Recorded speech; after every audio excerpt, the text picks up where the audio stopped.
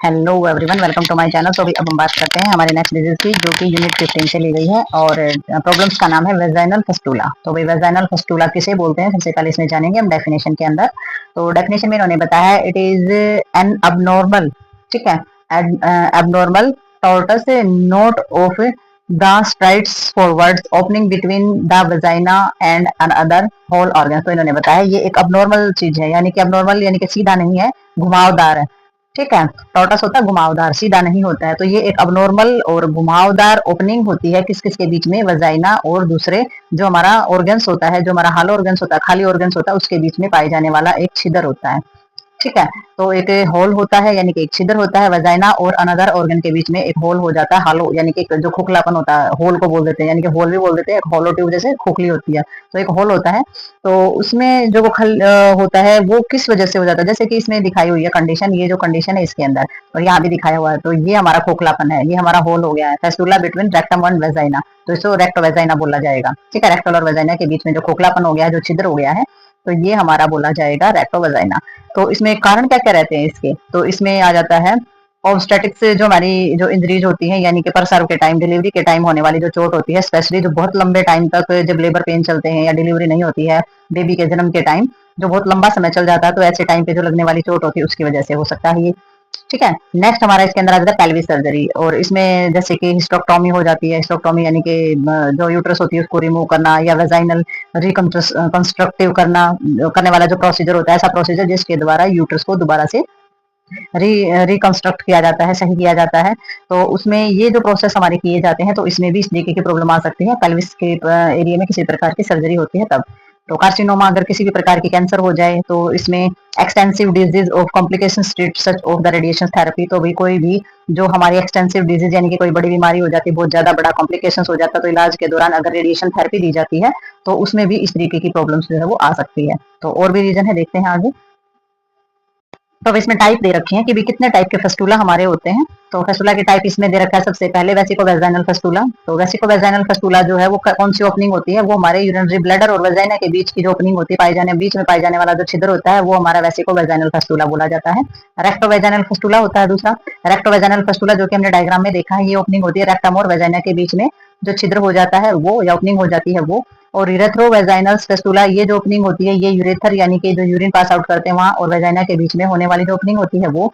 और भाई यूरेथ्रोवेजाइनल फेस्टुला जो होता है, ये ओपनिंग होती है यूरेथ्रा, एक तो होती है यूरेटर्स और एक होती है यूरेथ्रा। यूरेथ्रा जहाँ से यूरिन पास आउट किया जाता है, ठीक है। और ये हमारी वेजाइना और उसके बीच में होने वाला जो गैप होता है या जो होल हो जाता है वो, ठीक है।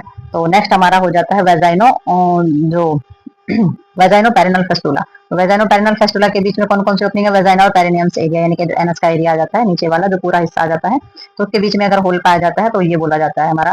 क्लिनिकल मैनिफेस्टेशंस में जब हम देखेंगे तो उसमें क्या हो जाता है, जो हमारा वेसिकोवेजाइनल फेस्टुला जो होता है उसमें क्या हो जाता है, loss of urease of void because bladder is continuously empty. तो लगातार हमारा जो यूरिनरी ब्लैडर होता है वो लगातार खाली होता रहता है, तो उसमें जो यूरिन पास आउट करने की इच्छा नहीं होती है, क्योंकि वो लगातार खाली हो रहा है, वो भरता ही नहीं है, तो इच्छा कैसे होगी यूरिन पास आउट करने की, तो इस चीज का लॉस हो जाता है, ठीक है। और क्योंकि इसमें जो वेजाइनल जो वेसिको वेजाइनल फेस्टुला वो ब्लैडर और वेजिना के बीच में अगर होल हो जाएगा, तो ब्लैडर का जो यूरिन है वो रिश्ता रहेगा, तो एम्पटी होता रहेगा लगातार, तो फिर पास आउट करने की इच्छा होगी नहीं, ठीक है। और constant of the trickling of urine into vagina, और वेजाइना के अंदर जो है यूरिन जो है वो कंस्टेंट ट्रिकलिंग होता रहेगा, यानी कि रिसाव जो है वो उसके अंदर चलता रहेगा, ठीक है।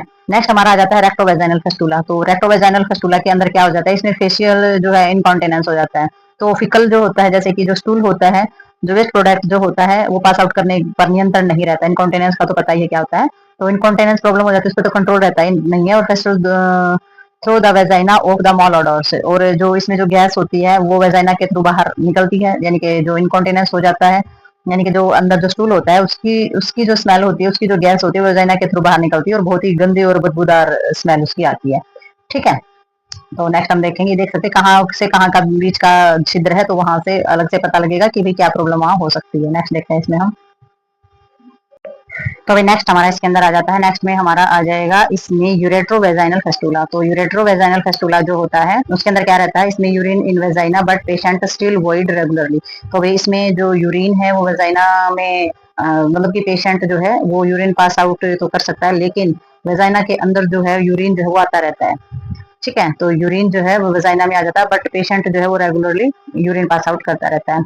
मे कोज सीवियर यूटीआई, और इसके कारण से क्या हो सकता है, जो हमारा यूटीआई इन्फेक्शन है वो हो सकता है, यानी कि यूरेथर के अंदर जो हमारा यूरिनरी ट्रैक इन्फेक्शन जो हम जिसको बोलते हैं वो हमारा हो सकता है, क्योंकि बार बार अगर उसे बार बार यूरिन वहीं से जाएगा तो वहां पर इन्फेक्शन होने के खतरे ज्यादा होते हैं। तो नेक्स्ट हमारा इसके अंदर आ जाता है यूरेथ्रोवेजाइनल फेस्टुला। इसके अंदर डायजूरिया यानी कि यूरिन पास आउट करते टाइम जलन होती है, और यूरिन इन वेजाइना ड्यूरिंग वॉइडिंग, और यूरिन जो है वेजाइना में जाता रहेगा, जैसे यूरिन पास आउट करने जाएगा पेशेंट, जाएगी पेशेंट, तो यूरिन जो है वो वेजाइना में जाएगा। ठीक है, तो वेजाइनो जो हमारा पेरिनल फेस्टुला होता है उसके अंदर क्या होता है, इसमें पेन और इन्फ्लेमेशन होती है, पेरिनियम एरिया में सूजन भी हो जाएगी और दर्द भी होगा। ठीक है, नेक्स्ट हमारा इसके अंदर आ जाता है डायग्नोस्टिक एवुलेशन। तो डायग्नोस्टिक एवुलेशन जब लेंगे तो उसमें कौन कौन सी मेथड अपनाएंगे, तो सबसे पहले मेथिलाइन ब्लू टेस्ट किया जाएगा। उसमें क्या होगा, उसमें आफ्टर इंस्टॉलेशन से of the dye in bladder via catheter place tampon in vagina. तो वेजाइना के अंदर टेम्पोन जो कैथेटर होती है यानी कि जो नली होती है वो ब्लैडर के अंदर डाला जाएगा, और उसके अंदर डाई जो होती है वो इंजेक्ट कराई जाएगी। ठीक है, कैथेटर के जरिए। ठीक है, तो उसके द्वारा पता लगाया जाता है। या आईवी यूरोग्राफी की जाती है, उसकी हेल्प से क्या करेंगे, आईवी यूरोग्राफी जो की जाती है उसकी मदद से डिटेक्ट कर पाते हैं presence of location of fistula की, भी जो फेस्टुला की जो लोकेशन है वो कहाँ है, कौन सी है, छिद्र जो है वो कहाँ पर बना है। तो इसमें हमारा हाइड्रो यूरेटर जो है वो पता चल जाता है, यानी कि डायलेशन जो है, छिद्र जो है उसका फैलाव कितना है, या फिर इसमें हाइड्रोनेफ्रोसिस होना यानी किसी प्रकार की रुकावट होना यूरिन के अंदर, तो इन सभी चीजों का पता लगाया जा सकता है। नेक्स्ट हमारा इसके अंदर क्रिस्टेलोग्राम किया जाता है, जिसके अंदर क्या किया जाता है, वेजाइना के अंदर जो है वो डाई इंजेक्ट कराई जाती है। तो ये कुछ मेथड है हमारे जो डायग्नोस्टिक एवुलेशन में काम करते हैं, और जो असली प्रॉब्लम्स होती है उसका पता लगाने में भी हेल्प करते हैं। ठीक है, तो नेक्स्ट इसमें मैनेजमेंट देखते हैं। तो अभी हम बात करेंगे नर्सिंग मैनेजमेंट की। तो अभी नर्स के द्वारा किस तरीके की मैनेजमेंट की जानी चाहिए ऐसे पेशेंट के लिए। तो अभी नर्स के द्वारा जो मैनेजमेंट की जाती है इसमें इन्होंने बताया है, we should initiate bladder training by the providing schedule with the specified time for the patient to avoid bladder training is easy if the patient and under involving catheter. तो भाई इन्होंने बताया है कि आपने जो ब्लैडर ट्रेनिंग है वो आपको पेशेंट को बताना चाहिए कि भी आपने जो ब्लैडर ट्रेनिंग है उसके दौरान आपने जो भी पेशेंट जितना भी यूरिन पास आउट कर रहा है उसका एक शेड्यूल बनाया जाए। ठीक है, तो वो शेड्यूल भी बनाना है, और आपने पता करना है कि वो कितना पेशेंट जो है कितना यूरिन पास आउट कर रहा है कितने टाइम में। और अगर पेशेंट को अगर कैथेटर वगैरह लगी हुई है तो फिर ये पेशेंट के बहुत ज्यादा आसान हो जाता है ये पता लगाना कि भाई कितना यूरिन पास आउट किया है कितनी देर में।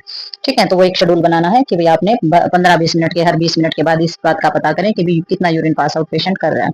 और सुप्राप्यूबिक टेपिंग होती है या फिर स्टॉकिंग होती है, inner thigh helpful of the promote of the voluntary urination. तो यूरिन पास आउट करने में जो वॉलंटरी यानी कि अपनी इच्छा से यूरिन पास आउट करने में और उसको प्रमोट करने में बहुत ही सहायक होती हैं, अगर थाई के अंदर वाले हिस्से को सहलाया जाए या टेपिंग यानी कि थपथपाया जाए तो।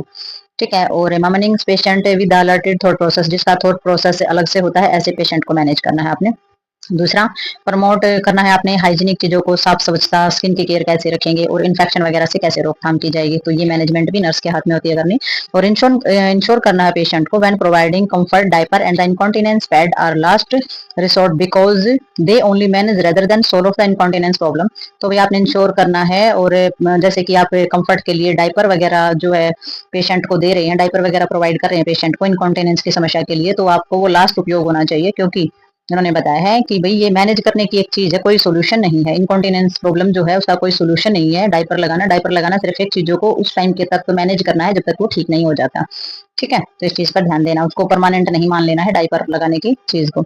तो privacy should be the provided during voiding effort, और आपने पेशेंट जब यूरिन पास आउट करने के लिए एफर्ट लगा रहा है तो उसे भरपूर प्राइवेसी दी जाए, अकेलापन दिया जाए ताकि वो अच्छे से एफर्ट लगा सके। और मॉनिटरिंग करना है intake and output is necessary to assess the hydration. तो भाई आपने बिल्कुल मॉनिटर करना है कि पेशेंट कितना इनटेक कर रहा है, कितना फ्लूइड ले रहा है और कितना यूरिन पास आउट कर रहा है, बहुत ही ज्यादा जरूरी है हाइड्रेशन का एसेस करना।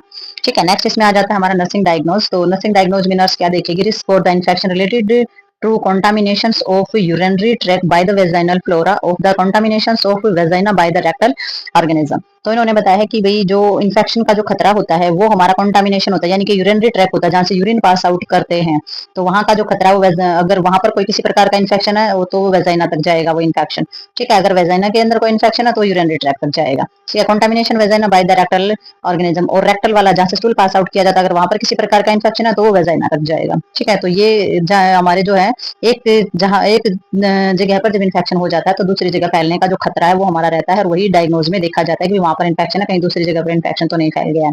ठीक है, impaired of urinary elimination related to fistula. तो इसमें क्या देखना है, इसमें यूरिनरी एलिमिनेशन देखना फेस्टुला होने के बाद, यानी कि जो होल, जो छिद्र, जो गैप जो हो जाता है उसकी वजह से यूरिन पास आउट करने की कमी तो नहीं होगी है, ये आपने जरूर देखना है। तो ये जो है भाई हमारी नर्सिंग मैनेजमेंट और नर्सिंग डायग्नोज हो गया इसके अंदर। तो ये जो हमारी डिजीज है ये हमारी कंप्लीट हो गई है। ठीक है, तो ये है हमारा वेजाइनल फेस्टुला, तो विद मैनेजमेंट ये हमारा कंप्लीट हो गया है। तो मिलते हैं नेक्स्ट डिजीज और नेक्स्ट वीडियो के साथ, तब तक के लिए बाय बाय।